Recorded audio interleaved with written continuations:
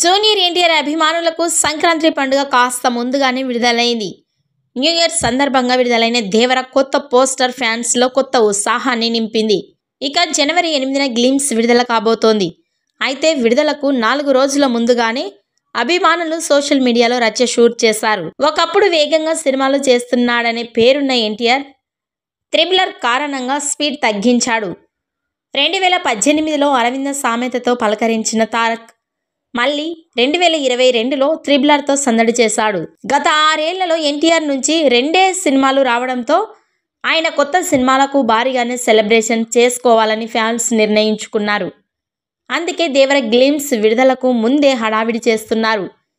Views పరంగా, likes పరంగా సరికొత్త రికార్డులు సెట్ చేస్తామంటూ దేవర గ్లిమ్స్ని ట్విట్టర్లో ట్రెండ్ చేస్తున్నారు. ప్రస్తుతం ఈ హ్యాష్ ట్యాగ్ ట్విట్టర్లో ట్రెండింగ్లో ఉంది. ఇక దేవర గ్లిమ్స్ కూడా అభిమానుల అంచనాలకు మించేలా ఉంటుంది.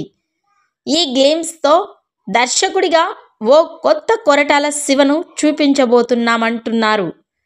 NTR looks, visuals, background score అదిరిపోతాయని, గ్లిమ్స్ విడుదల తర్వాత ఒక్కసారిగా దేవర పేరు నేషనల్ వైడ్గా మారబోతోందని, మారిమోగిపోవడం ఖాయమని చెబుతున్నారు. ఈ వీడియో నచ్చినట్లయితే లైక్ చేయండి, షేర్ చేయండి. మరిన్ని లేటెస్ట్ అప్డేట్స్ కోసం మా ఛానల్ని సబ్స్క్రైబ్ చేసుకోండి.